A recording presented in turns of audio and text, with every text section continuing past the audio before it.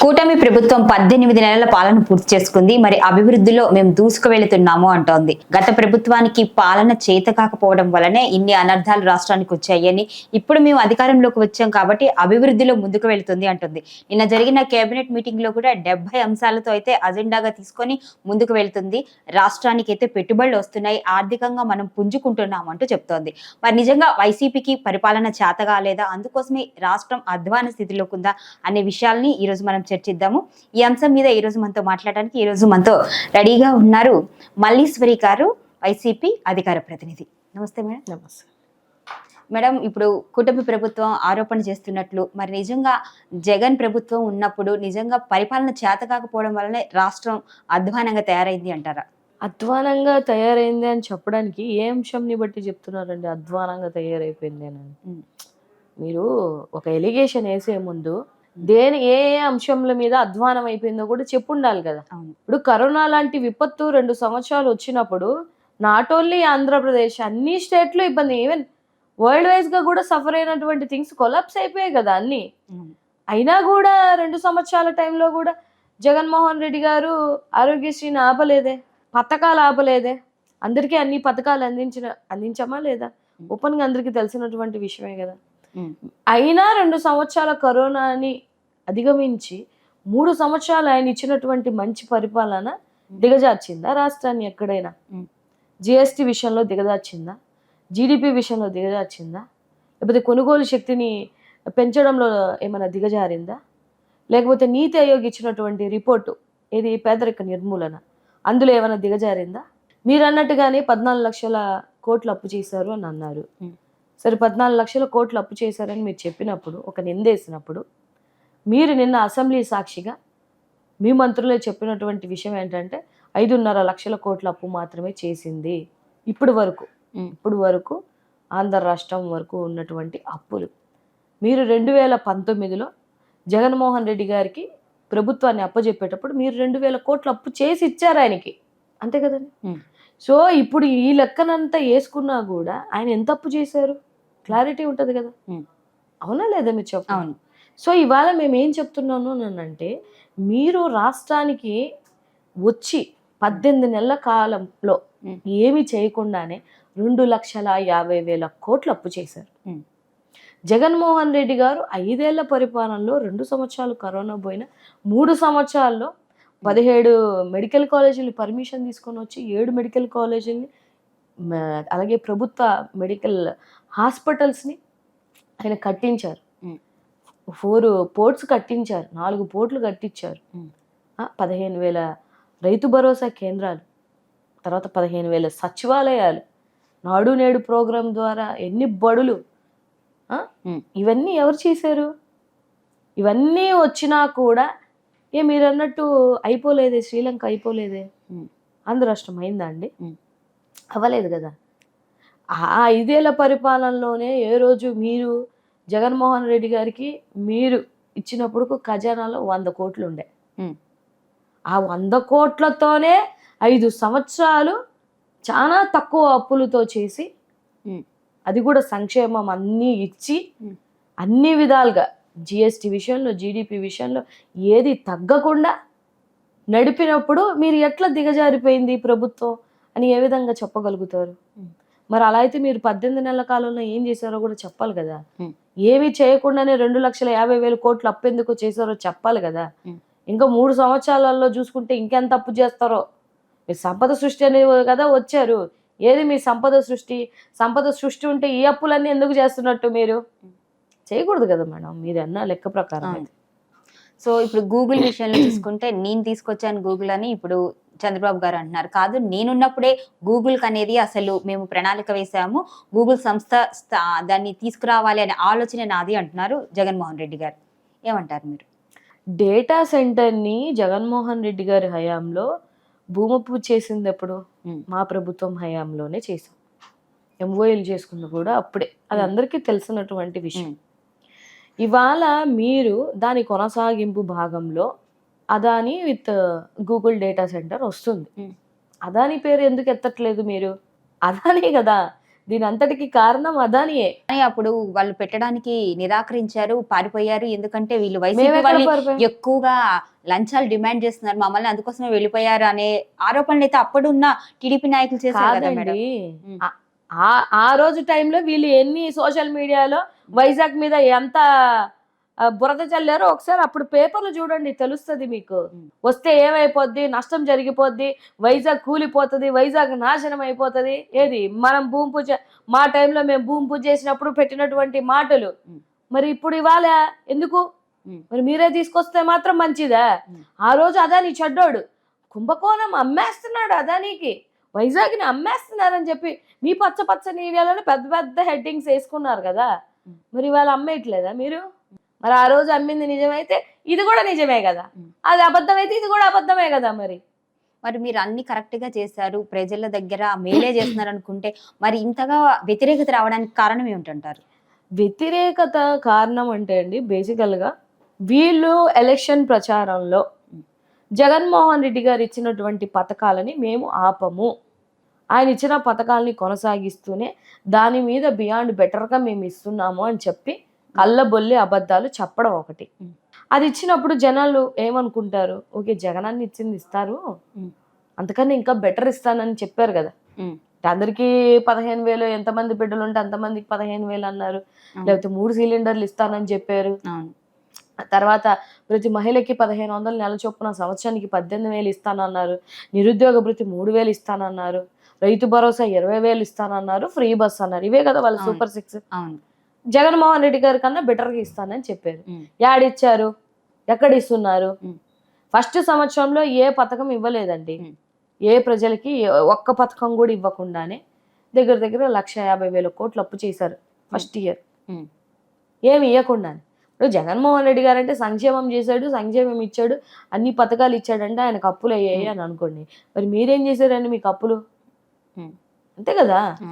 So మీరు ఇవాళ మీరు కళ్ళబొల్లి అబద్ధాలు ఆడేసి ఇవాళ రాష్ట్రంలోకి వచ్చి ఇవాళ మీరు ప్రజలకు ఏం చేస్తున్నారు అనేది ఆలోచించాలి. ప్రజల పక్షాన మేము పోరాడుతున్నామండి, వాయిస్ ఆఫ్ వాయిస్లెస్ గా మేము వినిపిస్తున్నాము. ఇలాగా కొన్ని కళ్ళబొల్లి అబద్ధాలు చెప్పారు. 3 పార్టీలు కలవడం ఒకటి, కూటమి 3 పార్టీలు కలిసాయి. ఇప్పుడు ఉన్నటువంటి దేశ చరిత్రలోనే 3 సార్లు ఎలక్షన్ చేస్తే 3 సార్లు ఎలక్షన్లో ఒక్క పార్టీతో పొత్తు పెట్టుకోలేని ఏకైక పార్టీ ఏంటంటే మా పార్టీ, వైఎస్ఆర్సీపీ పార్టీ. మీరు పొత్తు లేకుండానే మీరు రాలేరు, పొత్తు లేకుండా మీరు పోటీలు చేయలేరు, పొత్తులు లేకుండానే మీరు గద్దెలెక్కలేరు. కాబట్టి మీ థింగ్స్ అవి, నేనేమి తప్పు పట్టట్లా. సో మీరు ఏవైతే అబద్ధాలు చెప్పేసి వచ్చేసారో అప్పుడు ఆ టైంలో ల్యాండ్ టైటిల్ యాక్ట్ ఒకటి, తప్పిపోయిన 32,000 ఒకటి, సుగాలి ప్రీతి విషయం ఒకటి, ఇవన్నీ మరి మీరు తీసుకొచ్చిన ఎలిగేషన్సే కదా. సో ఏ ల్యాండ్ టైటిల్ యాక్ట్ మాదా అండి, మేము చేసిందా? బీజేపీ తీసుకొచ్చినటువంటి థింగ్. ఏం చక్క మరి బీజేపీని గెలిపించుకున్నారు కదా 8 సీట్లు, అవునా కాదు? అలాగే 32,000 మంది తప్పిపోయారని చెప్పేసి నిందేశారు కదా. అప్పుడు ఉన్నటువంటి కూటమి ప్రభుత్వం, చంద్రబాబు నాయుడు కానీ, ఎలక్షన్కి ముందు లోకేష్ బాబు గారు కానీ, పవన్ కళ్యాణ్ గారి 3 నోట్ల నుంచి వచ్చింది. దాంట్లో ఎక్కువ స్టాండ్ తీసుకుంది మన పవన్ కళ్యాణ్ డిప్యూటీ సీఎం గారు. నాకు విశ్వసనీయ వర్గాల సమాచారం వచ్చింది, వాలంటీర్స్ వ్యవస్థ వల్ల హ్యూమన్ ట్రాఫికింగ్ జరిగి 32,000 మెంబర్స్ గల్లంతయ్యారు అని అన్నారు కదా. రీసెంట్గా national crime bureau records announce చేసింది 0 అలాంటి ఏది మహిళల్ని అలాగా చేసినటువంటి ఏమైనా ఉమెన్ ట్రాఫికింగ్ జరిగినటువంటి ఒక్క కేసు లేదే. పోనీ మీరు 18 నెలల కాలంలో వచ్చినప్పుడు అటువంటి తప్పిపోయిన మహిళల్ని తేవాలి కదా మీరు, 32,000 మందిని తెచ్చారా అంటే ఇది అబద్ధమే కదా. సో ల్యాండ్ టైటిల్ యాక్ట్ మాకు సంబంధం లే, ఇది మాకు సంబంధం లే. తర్వాత సుగాలి ప్రీతి ఇష్యూ ఎప్పుడు జరిగింది? 2017లో జరిగినటువంటి సంఘటన కదా.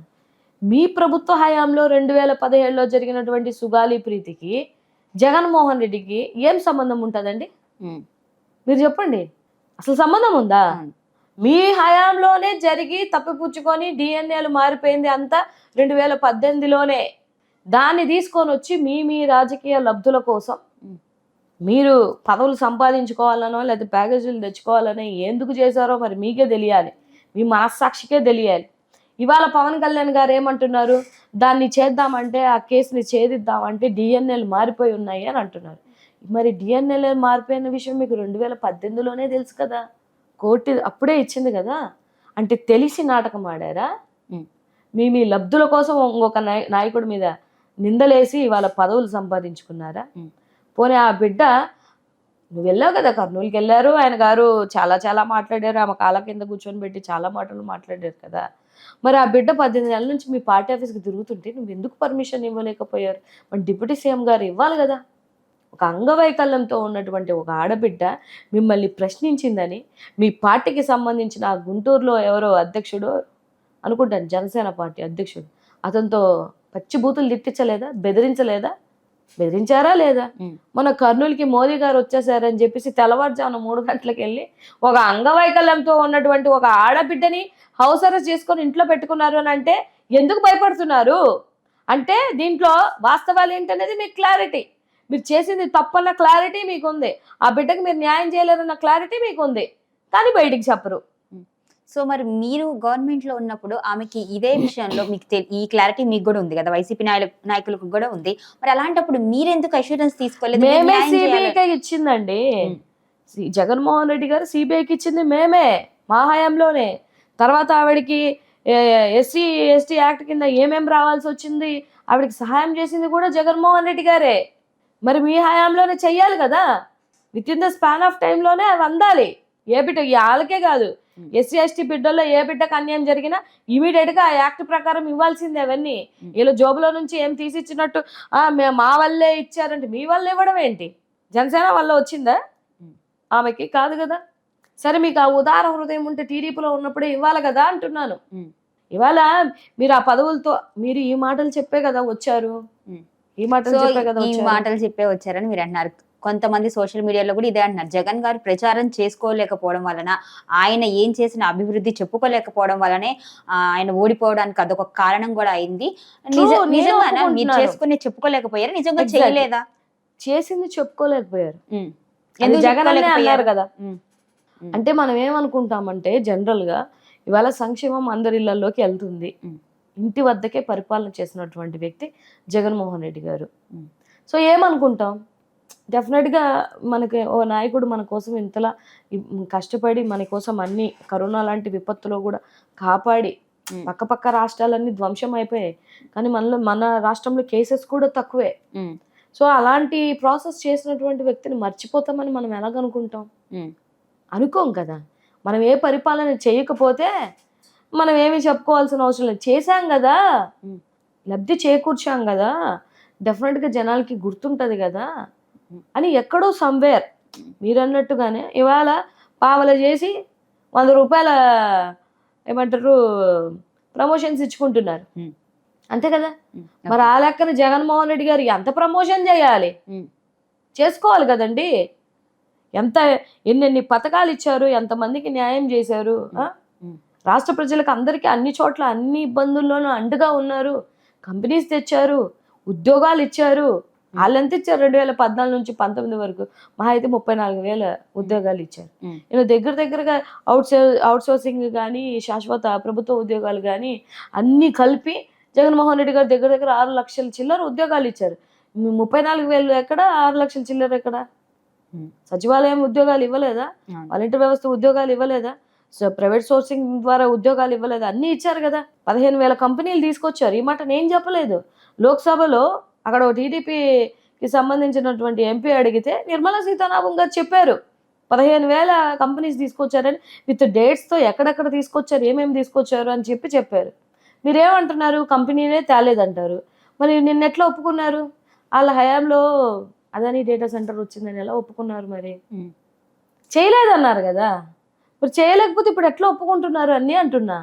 డెవలప్మెంట్ చేయలేదన్నారు కదా. మరి 17 మెడికల్ కాలేజీలు ఎంత చిన్న విషయం అండి? ఒక 17 మెడికల్ కాలేజీ, ప్రభుత్వ మెడికల్ కాలేజీలతో పాటు ప్రభుత్వ హాస్పిటల్స్ కూడా ఉంటాయి. అవి ఇంటర్లింక్స్. అవంతా ఎన్ని పడకలకు సంబంధించిన ఆసుపత్రులు ఉంటే అన్ని మెడికల్ సీట్లు ఇస్తారు. మీరు అనుకున్న ప్రైవేట్వి మీ కబ్జాలు చేసుకునేవి కాదు, ప్రభుత్వానికి సంబంధించిన మెడికల్ హాస్పిటల్స్, కాలేజెస్ అది డెవలప్మెంట్ కాదా అండి? నాడు నేడు ద్వారా పిల్లల భవిష్యత్తుని మార్చారు. గవర్నమెంట్ స్కూల్ బిడ్డలను ఐక్యరాజ్య సమితికి నడిపించారు. ఆ?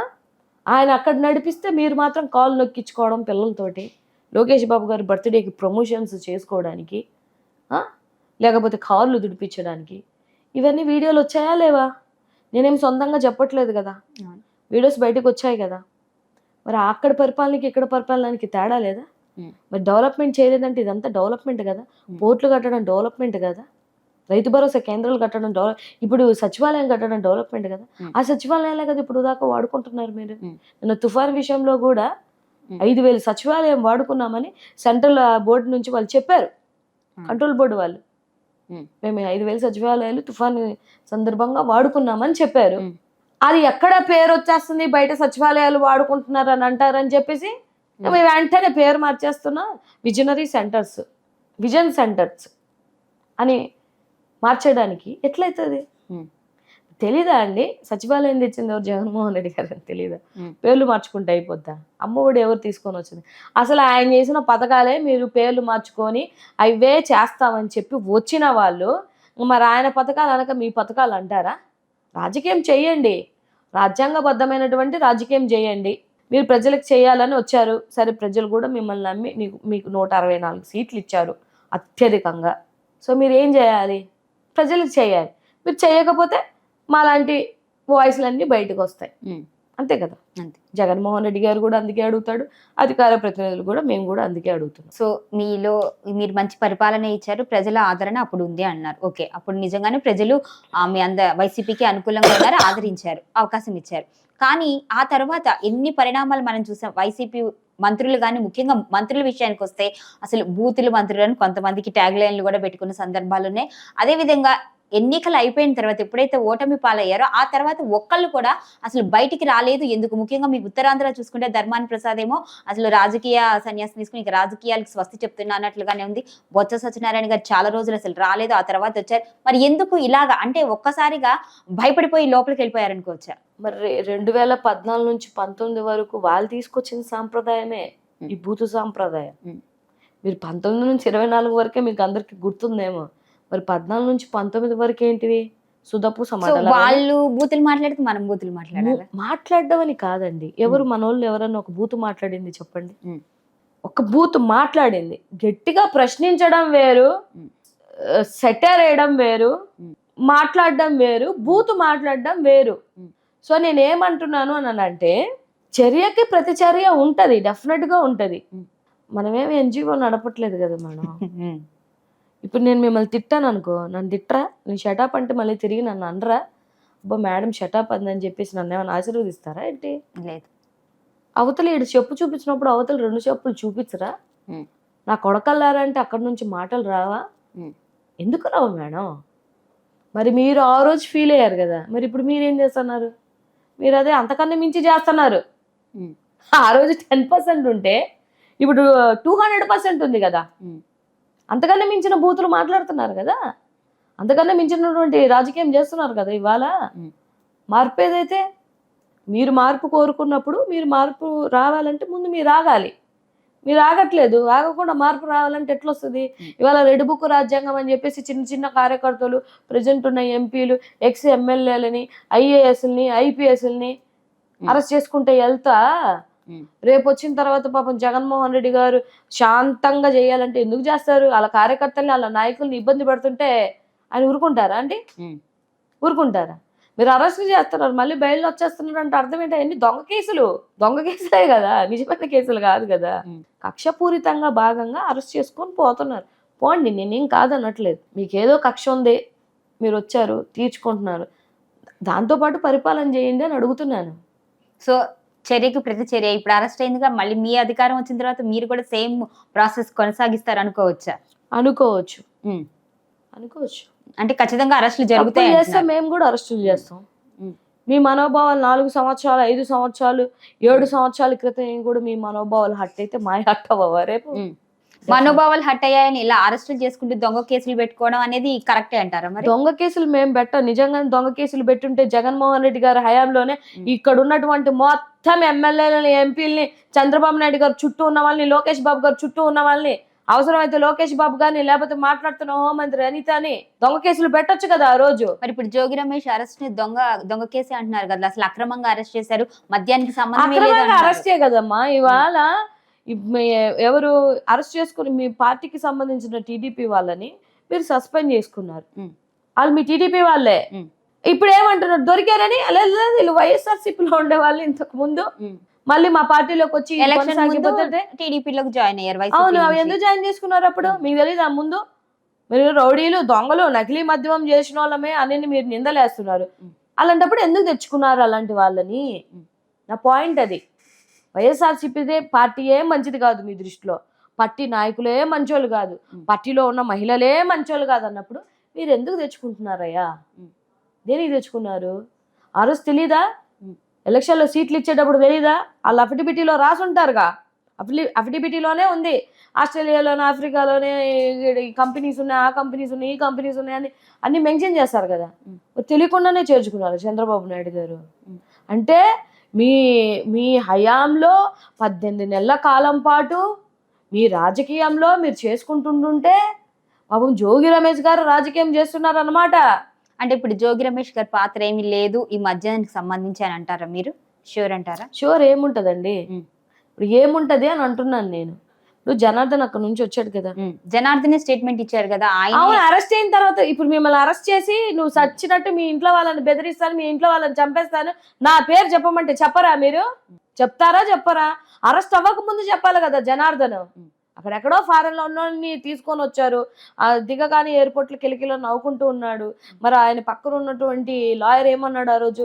నా క్లయింట్కి ఎటువంటి ఇబ్బంది కలిగినా కూడా ఈ కూటమి ప్రభుత్వమే దానికి సమాధానం చెప్పాలి అని అన్నాడు. నా ఫోన్ పోయింది అన్నాడు. మళ్ళీ ఫోన్ నుంచి వీడియో ఎట్ట చేసాడు? పక్కన లాయర్ లేడు, పోనీ కోర్టు నుంచి పర్మిషన్ లేదు. ఎట్లొచ్చిందండి? సిట్ వీళ్ళకి ఇచ్చిందా? ఐటీడీపీ వాళ్ళకి ఇస్తుందా సిట్ వీడియోస్? మీ ఐటీడీపీలోకే వస్తున్నాయి. ఎట్టొస్తున్నాయి వీడియోస్ అన్నీ? అసలు ఎట్లా అతను మాట్లాడి? ఫోన్ పోయిన అతను సమ్వేర్ ఎవరో ఒకరు మాట్లాడించాలి కదా. మాట్లాడించినప్పుడు అట్లీస్ట్ ఆయన పక్కన లాయర్ అన్న ఉండాలా? లేడే. పోనీ వీళ్ళు కోర్టు దగ్గర నుంచి పర్మిషన్ తెచ్చుకున్నారా? లేదే. వన్స్ వాళ్ళ చేతిలోకి, స్టేషన్లోకి, పోలీస్ స్టేషన్ చేతుల్లోకి వెళ్ళిపోతే జనాలు ఎవరు నిలబడతారండి? వాళ్ళ పేరెంట్స్ని చంపేస్తామంటారు, లేకపోతే పిల్లల్ని చంపేస్తామంటారు. బెదిరించరా? తారుమారు అయిపోతాయి కదా. అవి ఏవైతే ఉన్నాయో ఆధారాలన్నీ తారుమారు. నువ్వు చెప్పిందే వింటారు. కూటమి ప్రభుత్వాల మీద ఉంటే మీరు చెప్పిందే వింటారు కదా. ఇప్పుడు జోగి రమేష్ మీద వేసేసారు, వీళ్ళిద్దరు ఆయన గారు బయటకు వచ్చేస్తారు. ఇంకేమైంది? అక్కడ ఏముంది? 2 రోజులు పోతే జోగి రమేష్ గారు ఏదో, అది కూడా జోగి రమేష్ గారు సిబిఐకి ఎంక్వైరీకి వెళ్ళాడు. ఆయన నిజంగా తప్పు చేస్తే ఆయన ఎంక్వైరీకి వెళ్ళాడు కదా. ఎంక్వైరీలో కోర్టులో వేసుకున్నాడు పిటిషన్, వేసుకున్న వెంటనే మరుసటి రోజు అరెస్ట్ చేశారు. నేనేమి అబద్ధాలు చెప్పట్లేదండి, ఉన్నది జరిగింది చెప్తున్నాను. సో సిబిఐకి వేసుకున్నటువంటి వ్యక్తిని ఎందుకు అరెస్ట్ చేసుకున్నారు? నెంబర్ 2, మీ నాయకులు నకిలీ మద్యమం చేస్తున్నారని చెప్పేసి మీరు సస్పెండ్లు చేసుకొని మీరు దొరికిపోయిన తర్వాత జనాలందరూ మిమ్మల్ని దుమ్మెత్తి పోస్తుంటే అది తీసుకొని పోయి కాంగ్రెస్ పార్టీ, వైఎస్ఆర్సీపీ పార్టీ మీద వేస్తాను అని అంటే ఎంతవరకు కరెక్ట్? జనాలు ఇవన్నీ అబ్జర్వ్ చేయరా? నిజంగా మీరు చెప్పండి, ఇవాళ విచ్చలవిడిగా మద్యం ఏర్లో పారట్లేదు ఆంధ్ర రాష్ట్రంలో? బెల్ట్ షాపులు తీసుకొని రాలేదా మీరు? 60,000 అడ్డగోల బెల్ట్ షాప్స్ తీసుకొని వచ్చారు. వైసీపీ ఉన్నప్పుడు కూడా అసలు పేర్లు లేని బ్రాండ్లు అమ్మారో, ఏంటి పిచ్చి పిచ్చి బ్రాండ్లు అమ్మారో అని అన్నారు కదా. మరి అది ఆ భూమి ఏవో అంటారు, అవన్నీ ఎవరు పర్మిషన్స్ ఇచ్చారు? మన చంద్రబాబు నాయుడు గారి హయాంలోనే పర్మిషన్స్ ఇచ్చారు. 20 డిస్టిలరీస్ ఉంటే 14 డిస్టిలరీస్ వీళ్ళ హయాంలోనే పర్మిషన్స్ ఇచ్చుకున్నారు. ఒక్క డిస్టిలరీకి కూడా జగన్మోహన్ రెడ్డి గారు పర్మిషన్ ఇవ్వలేదు. మీరు పెట్టుకుంటున్నారు పర్మిట్ రూమ్స్, టైం లేదు, పాడు లేదు. ఇప్పుడు ఆ రోజు కర్నూలులో బస్ యాక్సిడెంట్ అయింది. ఎన్ని గంటలకి? వాడు 1 గంటకో 2 గంటలకో పెట్రోల్ కొట్టించుకుంటున్నటువంటి వీడియో బయటకు వచ్చింది కదండి. వచ్చింది కదా. వీళ్ళు ఏమంటున్నారు పాపం వీళ్ళందరూ? లైసెన్స్డ్ షాపులో మద్యం తాగాడు, 7 గంటలకు తాగాడు, 8 గంటలకు తాగాడు అని చూపిస్తున్నారు. లైసెన్స్డ్ మద్యం షాపులో తాగితే ఎంతకైనా ఏ పనులైనా చేసేయొచ్చా? వాడు అర్ధరాత్రి 1 గంట దాకా ఇద్దరు వేసుకొని, ఒక హెల్మెట్ లేదు, పాడు లేదు, బండి కూడా స్కిడ్ అయిపోతున్నటువంటి, అంటే వాడికి స్పృహ లేదు. ఆ స్పృహలో లేకుండా వాడు ఎన్ని టోల్గేట్లు దాటుకొని వచ్చుంటాడు? ఏ ట్రాఫిక్ పోలీస్ పట్టుకోలేదు అవన్నీ? ఇవన్నీ లోపాలు కదా అండి. వాడు నిజంగా తాగి చేసిన పని వల్లే కదా 20 మంది చనిపోయారు. ముక్కు పచ్చలార వాళ్ళందరూ చనిపోయారు. వాళ్ళ స్టోరీస్ వింటే ఎంత బాధగా ఉంటుందండి. ఇప్పుడు చిన్నది నాకు రీసెంట్గానే ఆయిల్ వచ్చి నా ఫేస్ మీద పడింది, అల్లో మన అల్లాడిపోయాను. అలాంటిది మనిషిగా కాలి బూడిదైపోతే ఎంత క్షోభ అనుభవించుంటారు. మరి ఆ క్షోభకి ఎవడు కారణం? మళ్ళీ సిగ్గు లేకుండా నిసిగ్గుగా వచ్చి లైసెన్స్డ్ షాపుల్లోనే తాగాడు అని అంటే, లైసెన్స్డ్ తాగితే ఏమైనా చేయొచ్చా? వాడు చేసింది తప్పని మీరు ఖండించలేకపోతున్నారంటే ఏం ప్రభుత్వం అండి? హ్యుమానిటీ ఉండదా? రాజకీయాలు పక్కన పెట్టేయండి లేండి. ఇప్పుడు ఒక బిడ్డకు అన్యాయం జరిగిందంటే మీరు ఏ పార్టీ అయినా అవ్వచ్చు, నేను ఏ పార్టీ అయినా అవ్వచ్చు, ముందు కన్సర్న్గా ఒక 2 ముక్కలనే చెప్పమా మనము? ఇట్లాంటి రాజకీయాలు చేసే ఎవరికి మేడం యూజ్? నాకు తెలియగలుగుతాను. సో కష్టకాలంలో ఖచ్చితంగా అండగా ఉండాలి అంటారు. మరి ఇప్పుడు వైసీపీ కష్టకాలంలో ఉంటే సీనియర్ నాయకులు ఎందుకు జగన్ గారికి అండగా లేరు? ఎవరు అండగా లేకుండా ఏం లేరు మేడం. వెళ్ళిపోయిన వాళ్ళు వెళ్ళిపోయారు, వచ్చిన వాళ్ళు ఇష్టపడి వచ్చిన వాళ్ళు వచ్చారు. నేను కూడా వచ్చాను కదా, అలాగే వెళ్ళిపోయిన వాళ్ళు కూడా ఉన్నారు కదా. అది వాళ్ళ వాళ్ళ అభిప్రాయాలకు వదిలేయాలి మనం. అండగా ఉన్న వాళ్ళందరినీ కదా, ఇప్పుడు చేవిరెడ్డి గారిని, ధనుంజయ రెడ్డి గారిని, లేకపోతే మిథున్ రెడ్డి గారిని, లేకపోతే జోగి రమేష్ గారిని, వీళ్ళందరినీ ఎందుకు అరెస్ట్ చేస్తున్నారు? ఆయనకు అండగా ఉన్న వాళ్ళని ఒక్కొక్కరిని ఆయన చుట్టూ లేకుండా ఆయన ఒంటరిని చేసేద్దామని ఏదో వీళ్ళు విశ్వ ప్రయత్నాలు చేసుకున్నా. బొత్స గారు ఇందాక అన్నారు, బొత్స గారు ఆయన ఎందుకు లేరు? ఆయన ఏజ్ లో కూడా కొంతకాలం ఏం లేదు, ఫస్ట్ నుంచి ఉన్నాను. నేను ఉత్తరాంధ్ర నుంచి ఉన్నాను, ఉత్తరాంధ్ర నుంచి, నేను వైజాగ్లోనే కదా ఉంటాను. బొత్స గారు డే ఫస్ట్ నుంచి ఉన్నారు. రీసెంట్గా ఆయన ఒక ప్రజల సమస్య మీద పోరాడుతున్నప్పుడు కూడా కళ్ళు తిరిగి పడిపోయారు. ఆయన ఏజ్కి అవసరం లేదు కదా అనుకుంటే. వెల్ సెటిల్డ్ ఫ్యామిలీ, పెద్ద ఫ్యామిలీ, మంచి పేరున్న ఫ్యామిలీ, జగనన్నకు అండగా ఉండాలనే కదా ఈ ఏజ్లో కష్టపడుతున్నారు అందరూ. కష్టపడే వాళ్ళు కూడా ఉన్నారు మేడం, లేరని నేను చెప్పను. అలాగా వదిలి పార్టీ ఓడిపోయిగానే పెద్ద పెద్ద పదవులు తీసుకొని ఓడిపోయి వెళ్ళిపోయిన వాళ్ళు కూడా ఉన్నారు. సో ఏకపక్ష పాలన ఉంటుంది, ఈయన అసలు చెప్తే ఆయన నిర్ణయాల మీదకే పాలన అనేది జరుగుతుంది కాబట్టి ప్రజల్లో ఇంత వ్యతిరేకత వచ్చింది అనే భావన వాళ్ళలో ఉంది అనుకోవచ్చు.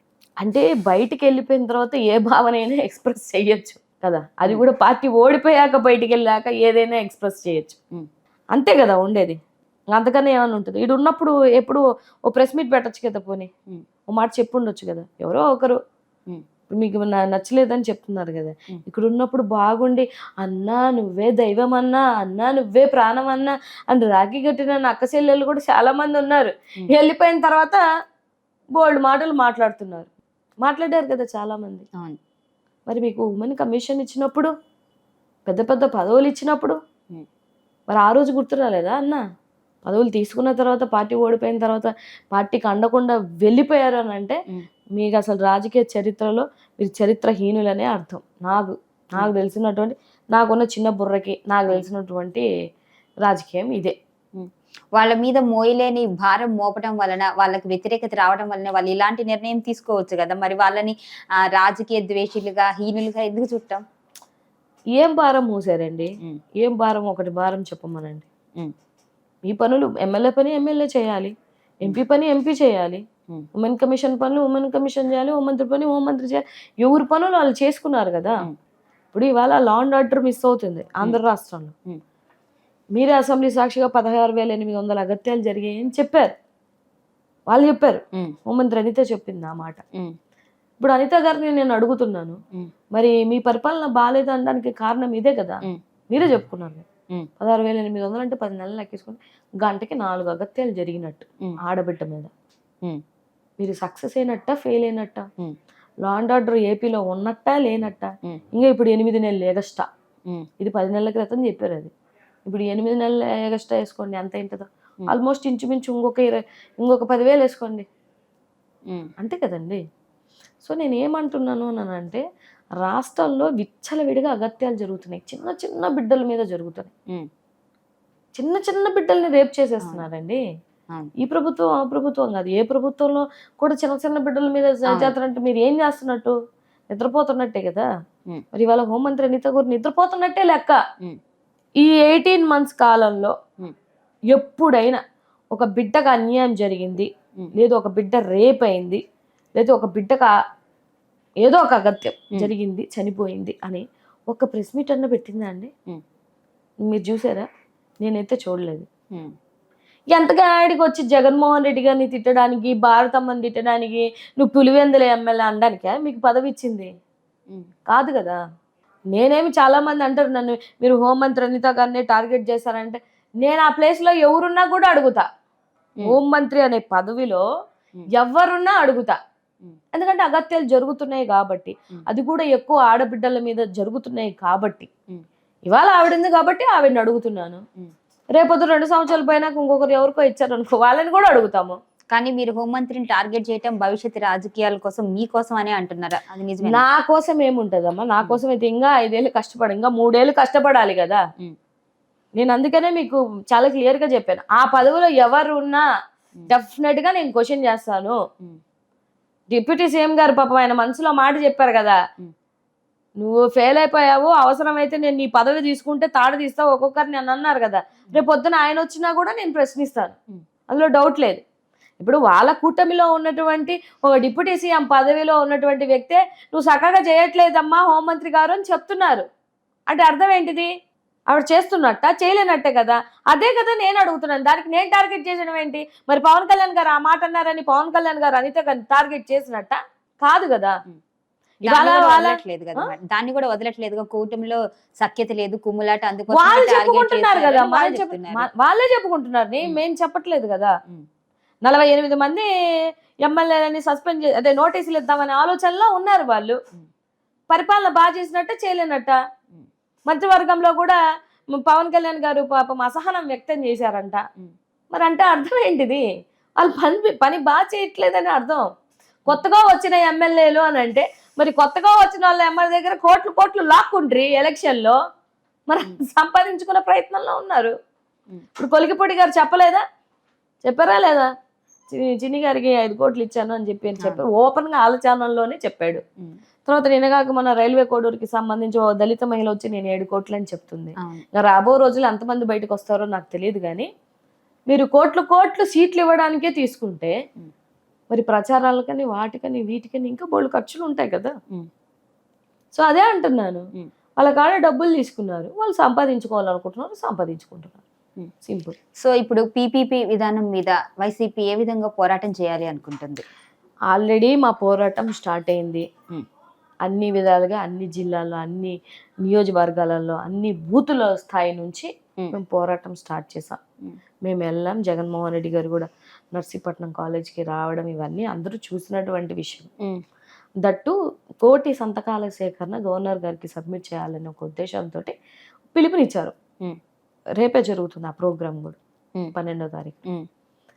సో ఆ పిలుపుకి కట్టుబడి మేమే కాదు, నాట్ ఓన్లీ వైఎస్ఆర్సీపీ, పీపీపీ విధానానికి ప్రభుత్వ మెడికల్ కాలేజీలని ప్రైవేటీకరణ చేయబోతున్నటువంటి ఈ అంశంలో సిపిఐ కానీ, సిపిఎం కానీ, జేబీఎం పార్టీ కానీ, లేకపోతే పొలిటికల్ అనలిస్టులు కానీ, ఎన్జిఓస్ కానీ, ఇప్పుడు రౌండ్ టేబుల్ సమావేశాలు చాలా జరుగుతున్నాయి స్టేట్లో. సో లాయర్స్, ఈవెన్ డాక్టర్స్ కూడా అందరూ వచ్చి పోరాటం చేస్తున్నారు, సైన్స్ పెడుతున్నారు. మేము మా నియోజకవర్గంలో నార్త్ సీతమ్మదారిలో కూడా మేము సేకరణ ప్రోగ్రాం పెడితే వాళ్ళే దగ్గరకు వచ్చి ఇంట్రెస్ట్గా సంతకాలు పెట్టడం, వాళ్ళే తిరిగి అడిగారు. నన్ను అడిగారు ఒక పెద్ద ఆయన, ఓకే ఆయన ఎవరో ఏంటో మనకి క్లారిటీ తెలియదు. ఏమ్మా దేనికి అమ్మంటిది అని అంటే, ఎన్ని సంతకాలు పెట్టమంటే నేను అన్ని సంతకాలు పెడతాను అన్న. సరే ఇదే సార్, ఇక్కడ ఇదిగోండి సార్, మీ అభిప్రాయాన్ని తెలియజేయండి సార్ అన్న. ఓ పని చేయమనండి అమ్మా, ఈ గవర్నమెంట్ని కూడా ప్రైవేటీకరణ చేయమని అంటున్నాడు ఆయన. అది పబ్లిక్ లో నుంచి వచ్చిన మాట, మా మాట కాదు, పబ్లిక్ మాటే కదా మేము అధికార ప్రతినిధులుగా చెప్పగలుగుతాం. అలాంటి ప్రతి ఒక్కరు ఆలోచించే విధానంలో ఇవాళ అదే జరుగుతుంది. సో దాన్ని డెఫినెట్ గా అడ్డుకుంటాం, ఆ జీవోని క్యాన్సిల్ చేయిస్తాం. ఖచ్చితంగా అంటే ప్రభుత్వం దిగి వస్తుంది మీ నిరసనకి అని 100% దిగి రావాల్సిందే. ఏ ప్రభుత్వమైనా ఒకటి గుర్తుపెట్టుకోండి మేడం, ప్రజలకి కూడా చెప్తుంది ఏంటంటే, ఏ ప్రభుత్వం అయినా సరే విద్య వైద్యం అనేది ప్రభుత్వంలోనే జరగాలి. ప్రైవేటీకరణ అనేది జరిగే అంటే అది మీరు దండుకోవడానికి దండు చేసేవి చాలా వ్యాపారాలు చేసుకుంటున్నారు కదా, మద్యం, ఇసుక, లేదా భూముల సేకరణ, ఇవన్నీ ఏంటిది ఇష్టం చేసుకోండి, మీ దందాలు మీరు చేసుకోండి, మేమేం కాదని అనట్లేదు. ఎందుకంటే అవి ఏ రోజు ఒక రోజు బయటకు వస్తాయి, ఏం రాకుండా ఏం పోవు. కానీ విద్యని వైద్యాన్ని కానీ ప్రజలకి దూరం చేయొద్దు అని అంటున్నాను. అది ఎట్టి పరిస్థితుల్లో ప్రభుత్వ హయాంలోనే జరగాలి. మీరు 10 మెడికల్ కాలేజే కదా ప్రైవేటీకరణ చేస్తానంటున్నారు, దానికి ఎంత కావాలి? 5,000 కోట్లే కదా, మీ దగ్గర లేవు 5,000 కోట్లు. ఈయన ఖజానాలో డబ్బులు లేవంటారు. చంద్రబాబు నాయుడు గారు అంటే ఆయన సీఎం కాబట్టి తిరిగారు అనుకోవచ్చు.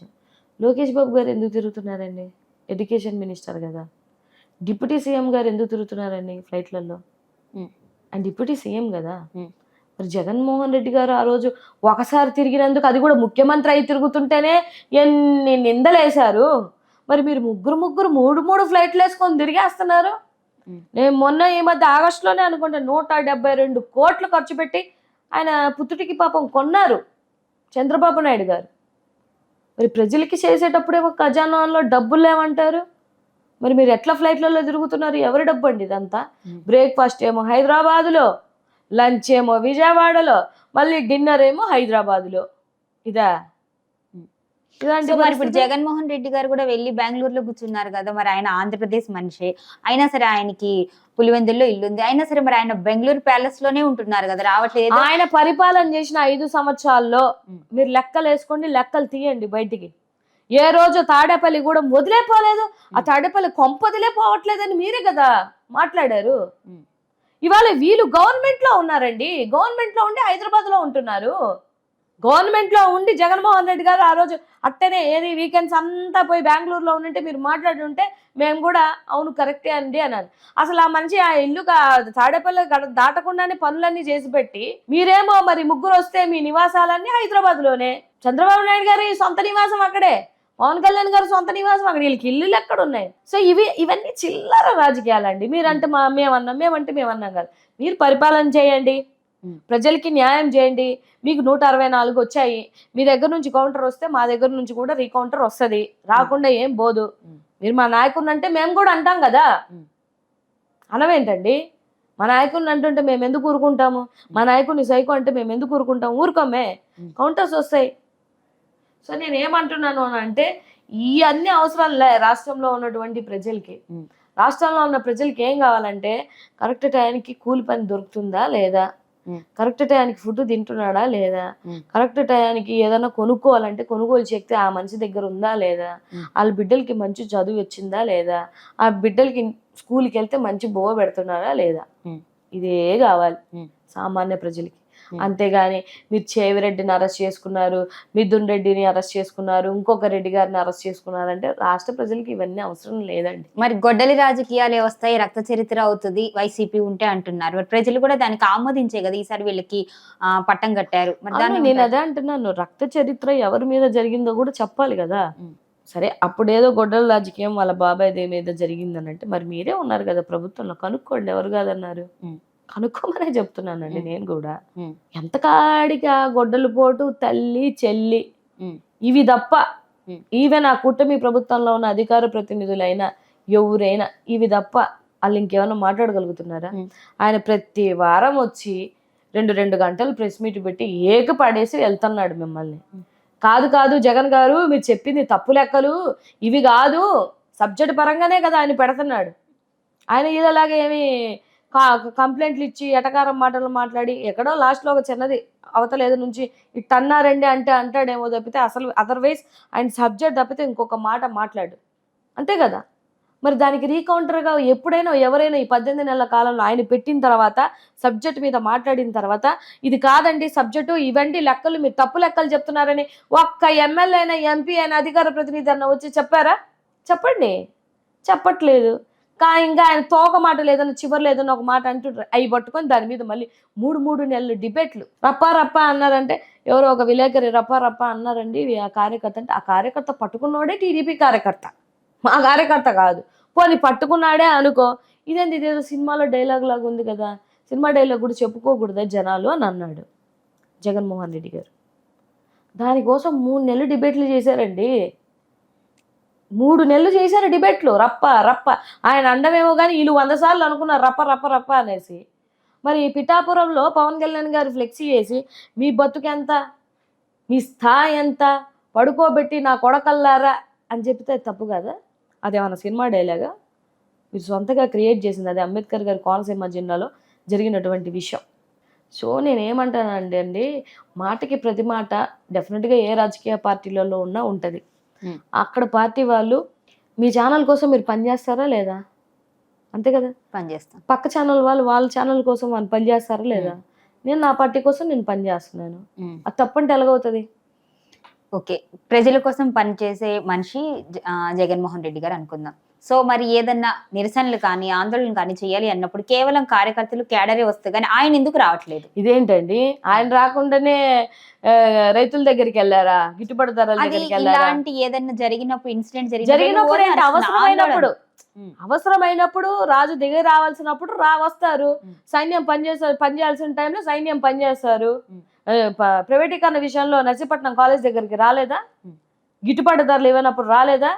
యూరియా ధరలో రాలేదా? తుఫాన్ వచ్చింది కదా, తుఫానికి సంబంధించినప్పుడు రాలేదా? ఆడబిడ్డను ఒక బిడ్డను చంపేస్తే పోలేదా? దళితులకి ఒకని నడి రోడ్లో నిలబెట్టి అర్ధగోళంగా ఎట్టబడితే అట్ట కొడితే వెళ్ళలేదా? మీ ద్వారా చచ్చిపోయినటువంటి నాగమల్లేశ్వరరావు గారి దగ్గరికి, ఆ విగ్రహం ఓపెనింగ్ దగ్గరికి వెళ్ళలేదా? వెళ్ళారు కదండి.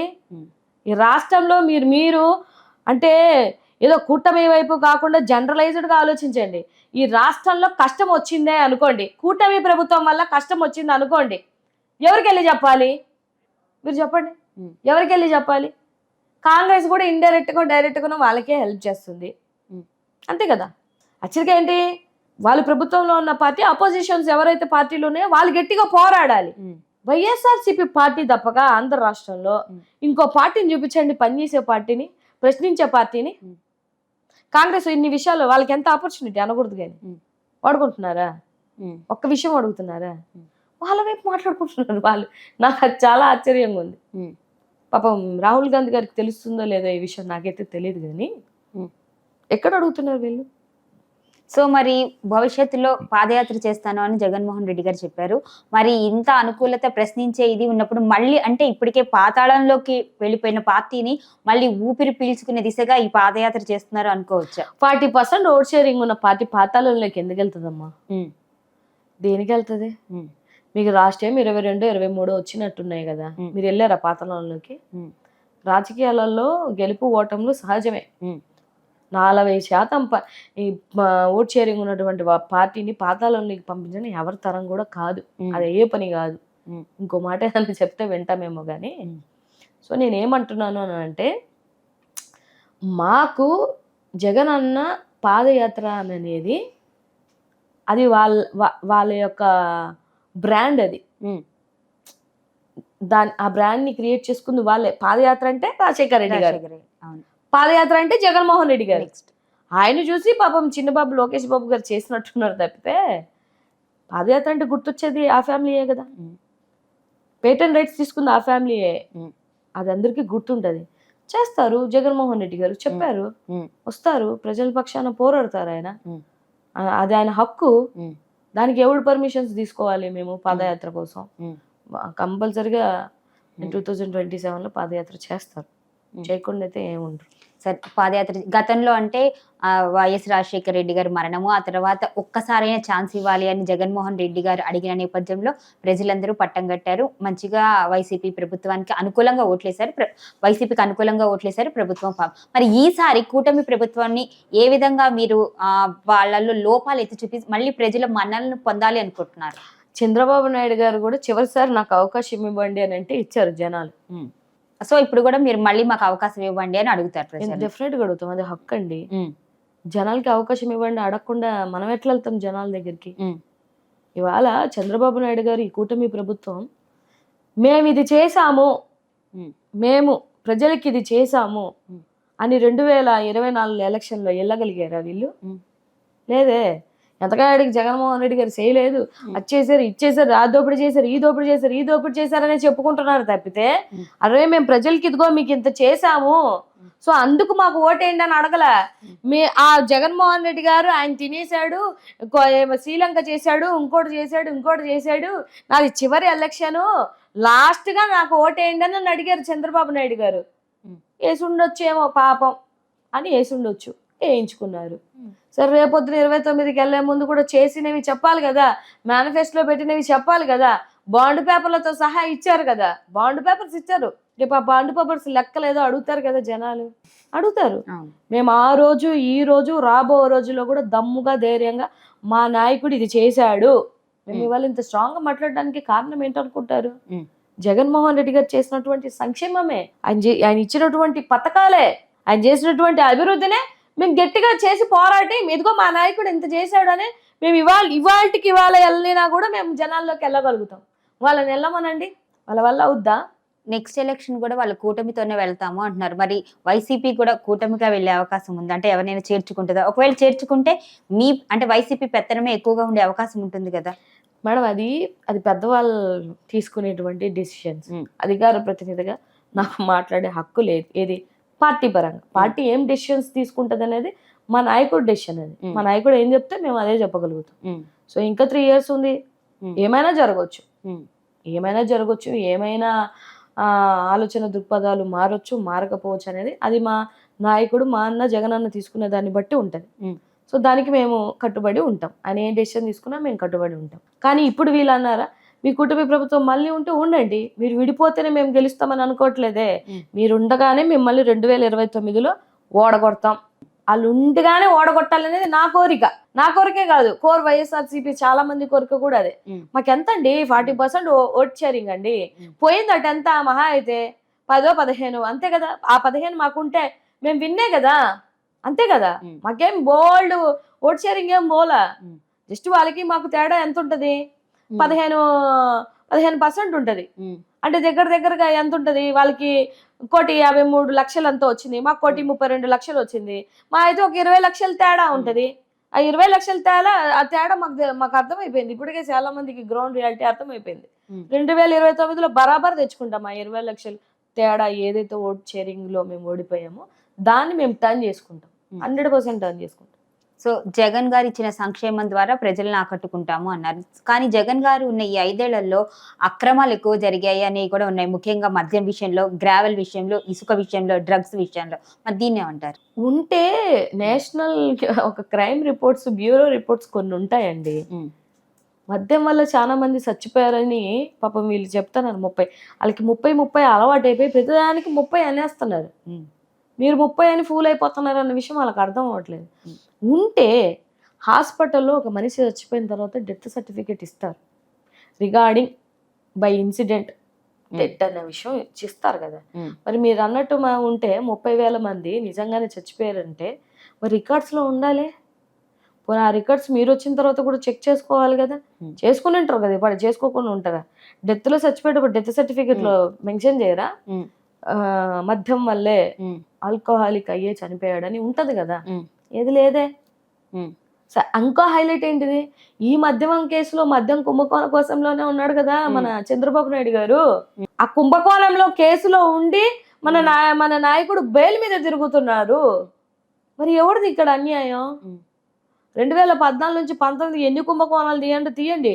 ఆ రింగ్ రోడ్ ఒకటి కానీ, మద్యం కేసు కానీ, లేకపోతే ఇదేంటిది ఇసుక విషయంలో కానీ, ఇవన్నీ కేసులు ఆయన మీద ఉన్నాయండి. నిన్న ఏమారో ఏడిఆర్ రిపోర్ట్ ఇచ్చింది కదా, హైయెస్ట్ అత్యధిక సీఎంలు ఉన్నటువంటి సీఎంల యొక్క కేసెస్ 3rd place లోనే ఉన్నారు కదా మన నాయకుడు. ఉన్నారా లేదా? నేను నా సొంతంగా ఏం చెప్పట్లా, ఉన్నవే కదా చెప్తున్నాను. క్రిమినల్ కేసులు ఉన్నాయి కదా, అదే కదా వాళ్ళు కూడా చెప్పారు వాళ్ళ సర్వేలో. అత్యధిక రిచెస్ట్ సీఎం ఎవరన్నట్టు మన చంద్రబాబు నాయుడు గారే. డిజిటల్ బుక్ లాంచ్ చేసిన రోజు ఫస్ట్ కంప్లైంట్ విడుదల అలాంటి దొంగ కంప్లైంట్లు 100 రాస్తాం మనం. అలా ఎవరు పక్క టీడీపీ వ్యక్తి డిజిటల్ దాంట్లో రాసి అక్కడ పెట్టాడు, ఎవరికి తెలియవండి ఇవన్నీ. వాళ్ళు మూర్ఖులు అవ్వచ్చు, మేం కాదు కదా. మొన్న ఏదో పులి ఎత్తుకొని పోయింది ఏఐ వీడియోది వాళ్ళ ఛానల్లో పెట్టుకొని మళ్ళీ దానికోసం డిబేట్ చేసుకుంటున్నారు వాళ్ళు. నిజమండి, చూసారా లేదా? మరి ఏ వీడియోని వాళ్ళు ఎత్తుకెళ్ళి డిబేట్ పెట్టుకున్నారండి. వాళ్ళకి ఏ వీడియోలతోటి అంత సత్సంబంధాలు ఉంటాయి. మీకు ఒక విషయం ఏంటంటే, అక్కడున్న వాళ్ళ పచ్చ ఛానల్స్ యాంకర్లే చాలు వాళ్ళకి. తుఫాన్ని చేత్తో ఆపేసాడు, ఎంత నైపుణ్యంతో చేత్తో ఆపేసాడు. ఎవరో పెట్టారు ఆ పులి ఎత్తుకెళ్ళిన ఏ వీడియో వచ్చింది, తర్వాత తీసుకొచ్చిన ఏ వీడియో వచ్చింది అనమాట. ఎత్తుకెళ్ళాడు మళ్ళీ పులి తెచ్చి వెళ్ళింది. ఈ వీడియోలు నేను చూసానండి, అందరూ చూసాను కదా, స్టేట్ మొత్తం, నేను ఒక్కదాన్ని కాదు కదా. ఒక అధికార ప్రతినిధిగా ఇప్పుడు ఉన్న కూటమి ప్రభుత్వం ఇన్ ఫ్యూచర్ విడివిడిగా వస్తే వాళ్ళల్లో అంటే చంద్రబాబు కావచ్చు, లోకేష్ గారు కావచ్చు, పవన్ కళ్యాణ్ కావచ్చు, ఎవరుంటే బాగుంటుంది అంటారు? ఎవరుంటే అని నేను ఎందుకంటే ఎవరుంటే మీ బాగుంటదని? ఉద్దేశం ప్రకారం మా నాయకుడు అంటున్నా. ఉంటేనే మీ బాగుంటది నాయకుడు ఓకే, మీ అనుకుంటాను. నాయకుడు మీరు వాళ్ళ ముగ్గురులో ఎవరు మీ opinion ప్రకారం? వాళ్ళ కూటమి పరిపాలనే నాకు నచ్చలేదనే చెప్పే కదండి మేము పరిపాలన యుద్ధం గురించి చేస్తుంది. కాదు, వాళ్ళల్లో పరిపాలన చాతుర్యం. పరిపాలనే నచ్చలేదంటే నాయకులు మాత్రం ఎందుకు నచ్చుతారు నాకు? నాకు మా జగనన్నే రావాలని కోరుకుంటా. 2029 కాదు, ఎన్ని రోజులు ఉండే నాకు 30 సంవత్సరాలు ఉన్నాయి. నేను ఇళ్ళ లెక్క ఒక 75 సంవత్సరాలు అనుకోండి, ఇంకొక 45 ఇయర్స్ నేను రాజకీయం చేస్తా కదా, డెఫినెట్ గా ఈ 45 సంవత్సరాలు కూడా జగనన్న ఉండాలని అనుకుంటాను. సరే, అయితే నేను కొన్ని పేర్లు చెప్తాను, మీరు 1 word ఆన్సర్ చెప్పండి. ఓకేనా? జగన్ గారు. జగన్ గారు అంటే చరిత్ర, రాజశేఖర్ రెడ్డి గారు. దేవుడు. విడుదల రజని. విడుదల రజనీ గారి కోసం నేను అంటే ఒక మంత్రిగా ఆమె బాధ్యతలు తీసుకొని ఆమె అనతి కాలంలోనే మంత్రిగా ఎదిగింది మీ దానిలో. Dare lady. Okay. Pawan Kalyan అంటే స్టెబిలిటీ లేని పర్సన్. చంద్రబాబు గారు. నాకు ఎందుకో అబద్ధాలు ఎక్కువ గుర్తొస్తా ఉంటాయి. లోకేష్. ఇంకా ఇమ్మెచ్యూరిటీ. బాలకృష్ణ. దబిడే ఆయన కోసం నేనేమంటాను అంటే ఆయనకి ఏం చెప్పాలి, ఇలాంటి వాళ్ళకి మహిళలు అంటే రెస్పెక్ట్ లేని వ్యక్తి అని నాకు అనిపిస్తుంది ఆయన ఇచ్చిన కొన్ని స్టేట్మెంట్లను బట్టి. వంగలపూడి అనిత. నోటి దురుసు. అంటే ఎప్పుడైనా కూడా మనం మహిళగా నేను మహిళగా దళితుల్లో నుంచి ఒక మంచి స్థాయికి ఎవరు వచ్చినా కూడా నేను ఆహ్వానిస్తాను. కానీ సబ్జెక్ట్ లేకుండా నోటి దురుసుతోటి మనం ఏది పడితే అది మాట్లాడితే డెఫినెట్గా అది మళ్ళీ మనకి రీబ్యాక్ అవుతుంది. ఓకే. సో మీరు ఇప్పుడు అధికార ప్రతినిధిగా ఉన్నారు, మీకు సంబంధించి అంటే మీరు ఇప్పుడు కొత్త నీరు రావాలి అనేది ఇప్పుడు వైసీపీ కోరుకుంటుంది అనేది అర్థమవుతుంది. ఎందుకంటే ఎట్టి పరిస్థితుల్లోనూ మార్పులు అనేది సంభవిస్తాయి అనేది కూడా ఇటీవల చెప్పారు. కొన్ని మార్పులు కూడా ఆల్రెడీ జరుగుతున్నాయి. సో మీ పరంగా మీరు ఏం చేయబోతున్నారు పార్టీ కోసం? అంటే ప్రజల మన్ననల కోసం కానీ, పార్టీలో మీరు నెక్స్ట్ అధికారం సాధించుకోవాలి అన్నా, మీకు అవకాశం రావాలి అన్నా మీ వంతుగా మీరు ఏం చేయబోతున్నారు? మేడం, నాకు తెలిసి వైఎస్ఆర్సీపీ పార్టీలో అధికార ప్రతినిధులు అందరూ, నాట్ ఓన్లీ మీ, అందరూ కూడా ఏదో వస్తుంది, ఏదో మేము అయిపోతాము అని ఆ దృక్పథంతో మేము ఉన్నాం. మా ఫైనల్ టార్గెట్ ఏంటంటే జగన్మోహన్ రెడ్డి గారిని సీఎం చేసుకోవడమే. ఎందుకు ఈ మాట పదే చెప్తున్నాను అంటే, మా తరం రాబో తరాలు కూడా భవిష్యత్తుని మార్చగలిగినటువంటి ఏకైక వ్యక్తి జగన్మోహన్ రెడ్డి గారు. పెద్దలు ఏమంటారండి, ఆస్తి ఇచ్చినా ఇవ్వకపోయినా పర్లేదు, పిల్లలకి చదువు ఇవ్వాలి. ఆ చదువు మా నాన్నగారు నాకు ఇచ్చారు కాబట్టి, రాజశేఖర్ రెడ్డి గారి హయాంలో ఫీ రీఎంబర్స్మెంట్ వచ్చింది కాబట్టి చాలా మంది ఎస్సీలు, ఎస్టీలు, బీసీలు, మైనార్టీ ఆడబిడ్డలు బయటికి వచ్చి చదువుకున్నారు. కావాలంటే మీరు చెక్ చేసుకోండి. బిఫోర్ ఆ టైంలో ఇంట్లో ఆడపిల్ల ఉంటే మగపిల్లోడు ఉంటే మగపిల్లనే చదివించేవాళ్ళు, ఆడపిల్లని చదివించేవాళ్ళు కాదు. 10th పెళ్ళిళ్ళు. నా ఫ్రెండ్స్కి చాలా మంది 10th క్లాస్లోనే మ్యారేజెస్ అయిపోయాయి. నేను ఎంబీఏ చదివి బ్యాంక్ ఉద్యోగం సంపాదించుకొని అప్పుడు నేను పెళ్లి చేసుకున్నాను. ఐఎమ్ రెడీ ఫర్ మ్యారేజ్ అని అనుకున్నప్పుడు నేను మ్యారేజ్ చేసుకున్నాను. అది మా నాన్నగారు ఇచ్చినటువంటి స్వేచ్ఛ. అది తర్వాత విషయం పక్కన పెడితే నేనేమంటున్నాను అనంటే, డెఫినెట్గా ఆ చదువు విషయంలో ఆయన చేసినటువంటి కార్యక్రమాలు కోకల్లలు. నిజంగా వాళ్ళ పిల్లలకి ఏం ఓటు హక్కు ఉండదు కదా, రాజకీయంగా ఆయనకి పనికి రావాలంటే. ఉందా వాళ్ళకి ఏమైనా ఓటు హక్కు? లేదే. మరి వాళ్ళ బతుకులు మార్చడానికి ఈయనకి ఏం అవసరం ఉంటుంది మీరు చెప్పండి? సిబిఎస్ఈ, ఐబీ, టోఫెల్ విధానాలని తీసేసింది ఎవరు? ఈ కూటమి ప్రభుత్వం. రాగానే జీవోఎస్ తీయించారు కదా. ఇవాళ అదే పిల్లలతోటి కాళ్ళు నొక్కించుకుంటున్నారు, అదే పిల్లలతోటి అంట్లు కూడా తోమిస్తున్నారు, బాత్రూమ్లు తోమిస్తున్నారు, చపాతీలు చేస్తున్నారు. అది మీ వేరియేషన్. సో అందుకని నేను చదువుకున్న ఒక అమ్మాయిగా నాకు విద్య పట్ల ఉన్నటువంటి గౌరవం ప్రకారం, మనం చదువుకుంటే సొసైటీలో మనకు గౌరవం వస్తుంది. మనం చదువుకుని ఉంటే మన ఇంటి పక్కనోడైనా మనకు గౌరవం ఇస్తాడు. అరే అమ్మాయి చదువుకుందిరా, ఎడ్యుకేటెడ్ అమ్మాయి జోలికి వెళ్ళకూడదు, లేకపోతే అమ్మాయిని అనవసరంగా అనకూడదు అని అనుకుంటారా లేదా? ఆ చదువుకి ప్రియారిటీ ఇచ్చి పిల్లల భవిష్యత్తు, పేదల భవిష్యత్తు కూడా మార్చేది ఎవరు అని అంటే జగన్మోహన్ రెడ్డి గారు. అందుకే నేను పదే ఆయన రావాలని నేను కోరుకుంటాను. ఇంకా మీరు అన్నారా యంగ్ జనరేషన్, డెఫినెట్గా జగన్మోహన్ రెడ్డి గారు యంగ్ జనరేషన్ని ఎంకరేజ్ చేస్తారు. అలాగే కొత్త వాళ్ళకి ఆపర్చునిటీ ఇవ్వడంలో ఆయనే ఘనపాటి. తిప్పర్ లారీ డ్రైవర్కి ఇవ్వలేదా సీట్? ఇచ్చారు కదా ఎమ్మెల్యేకి. నందిగాం సురేష్ గారికి ఇవ్వలేదా? సో ఇలా చాలామందికి అన్న చాలామందికి లైఫ్ ఇచ్చారు. సో మా యంగ్ జనరేషన్లో చదువుకున్న అమ్మాయిలకి, అందులో దళిత మహిళలకి ఇంకా అన్న డెఫినెట్గా ఆపర్చునిటీ ఇస్తాడనే నమ్మకం మాకుంది.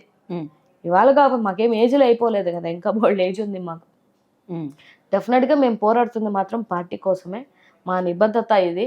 డెఫినెట్గా మేము అన్నని ఆ స్థాయిలో నిలబెట్టుకోవాలని మేము పోరాటాలు చేస్తున్నాం. ఎట్లుందండి సోషల్ మీడియాలో మా మీద ఎట్లుంది మీకు తెలీదా? అడ్డగోలుగా బూతులు తిడుతున్నారు. ఎంతసేపు మాట్లాడాను, 1.5 hours మాట్లాడి, ఎక్కడన్నా ఒక బూతు మాట్లాడానా నేను? ఎక్కడన్నా ఒక తప్పుడు మాట మాట్లాడానా? ఎక్కడన్నా ఒక క్యారెక్టర్ అసోసియేషన్ చేశానా నేను? లేదు కదా. కానీ నా కింద కామెంట్లు చూడండి, 1 million వీడియో పోతే కింద 10,000 బూతులు ఉంటున్నాయి. మరి ఏంది మేడం ఇది? మేము ప్రశ్నిస్తున్నాము, మా హక్కు అది. మా పార్టీ కోసం, మా నాయకుడి కోసం మేము పోరాడతాము, అది మా హక్కు అండి. నేనేమి వెళ్ళి టీడీపీ కోసం, జనసేన కోసం నేనేమైనా పోరాడతానా? నేను ఎందుకు పోరాడతాను? మీరు ఎట్లా, మీ అక్కడ మహిళలు ఉన్నారు, మా దాంట్లో కూడా మహిళలు ఉన్నారు, కానీ మహిళల్ని గౌరవించాలి కదా. మేమేం మాట్లాడకుండా ఉత్తపత్తి మాటలకి తిట్టిపోస్తున్నారు కదా. మరి మేమేం చేయాలి ఇప్పుడు? మరి గతంలో కూడా వైసీపీ సోషల్ మీడియా తరపు నుంచి ఇలాంటి పోస్టులు పెట్టారు. ఏది చేసినా చంద్రబాబు కానీ, పవన్ కళ్యాణ్ కానీ, లోకేష్ కానీ ఏది చేసినా ఇలానే పెట్టారు. ఇప్పుడు వాళ్ళు పూర్తిగా హైడ్ అయిపోయారు. మరి దాన్నే ఉంటారు. ఎవరు హైడ్ అయిపోయారు? ఆ సోషల్ మీడియా పర్సన్. అందరిని అరెస్ట్ చేసుకుంటున్నారు కదమ్మా. ఇప్పుడు ఎవరిని వదిలేరు? చేసినోని, చేయనోని, తప్పు లేని, ఒప్పు లేనోని, అటు చిన్న ఇప్పుడు నేను చర్యకు ప్రతి చర్య. అక్కడ ఏదో తిట్టకుండా ఇక్కడ ఎందుకు మాట్లాడతారు? నేనేమంటున్నానంటే, ఒకవేళ మీరు ఇది ఖండించి వచ్చారు కదా, మరి మీరు 100 రెట్లు చేస్తున్నారు. ఇప్పుడు 100 రెట్లు జరుగుతుంది. ఇప్పుడు వైఎస్ఆర్సీపీ సోషల్ మీడియా ఒకటే, ఇక్కడ ఎన్ని యూట్యూబ్ ఛానల్స్, ఎంత ఐటీడీపీ, ఎంతంత వేల జీతాలు ఒక్కొక్కరికి. మరి ఇంత సిస్టాన్ని పెట్టుకొని ఆడపిల్లల్ని, దళిత మహిళల్ని టార్గెట్ చేస్తూ ఉంటే ఎక్కడండి మాకు ఎక్కడ స్వేచ్ఛ ఉంది? సో నేనేమంటున్నానంటే, మీకు అక్కడ తల్లిని అన్నప్పుడు కోపం వచ్చినప్పుడు ఇక్కడ కూడా చాలా మంది తల్లులు ఉన్నారు. అనని ఇవ్వకూడదు, బట్ అననిస్తున్నారు. నా కింద కామెంట్ చూడండి, ఎల్ ఎమ్ ఇంక ఇవే బూతులు. ఇప్పుడు మీ కింద కూడా అంతే ఉంటున్నాయి కదా. ఏదో ఒక పార్టీ మిమ్మల్ని టార్గెట్ చేసి అనట్లేదా? ఇప్పుడు మీరు వైఎస్ఆర్సీపీకి మాట్లాడితే కింద పడుతున్నాయి, బోల్డ్ పడుతున్నాయి కదా. సపోర్ట్ మాట్లాడితే కింద పడుతుంది. మరి వాళ్ళని ఆపాలి కదా అంటున్నాను. ఇక్కడ తప్పు మాట్లాడిన వాళ్ళని మాట్లాడినవన్నీ అరెస్ట్ చేయమనండి. నేనేమి సపోర్ట్ మాట్లాడను. నిజంగా తప్పు చేసి అరెస్ట్ చేసుకోండి. ఉత్తపత్తికి అరెస్ట్ చేసి 111 సెక్షన్లు పెట్టడం తప్పు అంటున్నా. 111 సెక్షన్ దేనికి పడతారు తెలీదా మీకు? అంతంత ఘోరంగా ఎంగేజ్లో పిల్లలు. ఇప్పుడు ఒకటండి, వాళ్ళ నాయకుడి మీద ప్రేమ ఉంటుంది. వాళ్ళ నాయకుడిని తిడితే వెంటనే కోపం వచ్చుద్ది. ఎవరికైనా కోపం వచ్చుద్ది, రాదా? వస్తుంది. ఓ మాట మాట్లాడారు, మీరు 10 మాటలు మాట్లాడుతున్నారు. అక్కడ ఏమన్నా ఆగుతుంది? ఆగట్లేదు కదా. మా నాయకుడి సైకో అని ఉత్తపుణ్యానికి బాలకృష్ణ గారు అన్నారా లేదా? మేము ఎవరేమన్నా అన్నామా? మీరు సైకో అంటే మరి మా వాళ్ళకి కోపం రాదా? సైకో అన్న మాటను వదిలేసి అన్నోళ్ళని అందరిని అరెస్ట్ చేసుకుంటూ పోతుంటే ఎంత తప్పండి అది? అది తప్పు కాదా? మరి మా నాయకుడిని సైకో అన్నందుకు మరి యాక్షన్ తీసుకోవాలి కదా బాలకృష్ణ గారి మీద. మరి వాళ్ళ నాన్నగారిని అరెస్ట్ చేసినప్పుడు లోకేష్ బాబు గారు బయట ఉండి లండన్కి వెళ్ళాడు జగను అని ఒక పెద్ద బూత్ తిట్టాడు. ఎందుకు వెళ్ళాడో మరి లోకేష్ బాబు గారి మీద కూడా యాక్షన్ తీసుకోవాలి కదా. భారతమ్మ పిల్లల మీద కూడా కామెంట్ చేస్తారు లోకేష్ బాబు గారు. వీడియోలు ఉంటాయి, తీయండి, చేయాలి కదా. మరి నా కొడకల్లారా చెప్పుతో కొడతానని చెప్పేసి నువ్వు అప్పటికి ఏమీ కాదు, మన పవన్ కళ్యాణ్ గారు ఏమీ కాదు, మంత్రుల్ని సీఎంని నువ్వు అన్నావే, మరి ఇప్పుడు నిన్నంటే నీకు బాధ రాదా? మరి నీకు డిప్యూటీ సీఎంగానే నీకు బాధ వచ్చినప్పుడు మరి ఆ రోజు సీఎంని అన్నప్పుడు వాళ్ళ నాయకుని అంటుంటే కింద ఎమ్మెల్యేలు మంత్రులు వచ్చి చేతులు కట్టుకుంటారా అండి? మాట్లాడరా? నువ్వు ఇటు చెప్పు చూపించావు, వాడు 2 చెప్పులు చూపించావు, అంతే.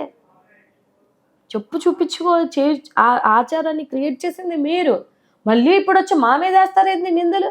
అసలు మీ కూటమి ప్రభుత్వంలో మీరు తిట్టుకున్న బూతులు ఇంకెవరన్నా తిట్టుకుని తింటారా? అప్పుడు ఎందుకండి రీసెంట్ గానే ఆ బోండా ఉమా గారు మీరు వస్తుంటే, మీ పార్టీ ఆఫీస్ కాడికి వస్తుంటే అక్కడ మీరు ఉండట్లేదంటే బోండా ఉమాని జనసేన వాళ్ళు పచ్చి బూతులు తిట్టారు.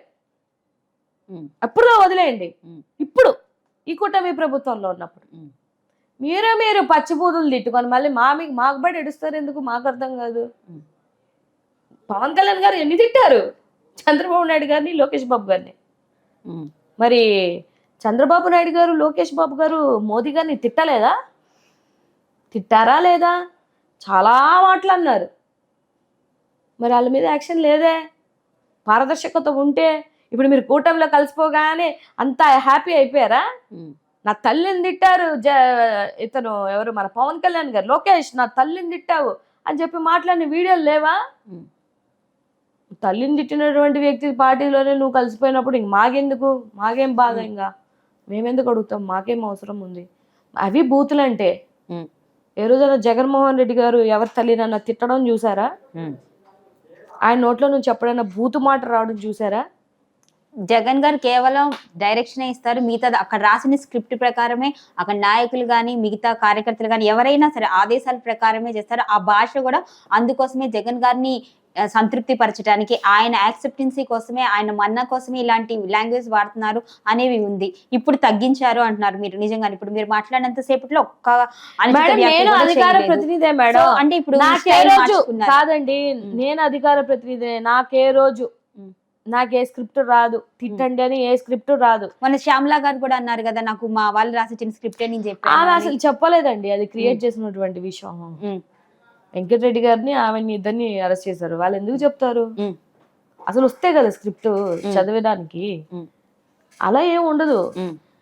ఎవరైనా వాళ్ళ నాయకుడిని ఇంప్రెస్ చేయాలి అని చెప్పేసి అతిగా ఏమన్నా మాట్లాడితే వాళ్ళ సొంత నిర్ణయంతో మాట్లాడాల్సిందే తప్ప పైన పార్టీ నుంచి ఇదిగో అమ్మ నువ్వు వెళ్ళని ఇది తిట్టు, ఇది తిట్టు, ఇది తిట్టు అని ఏ స్క్రిప్ట్ రాదు.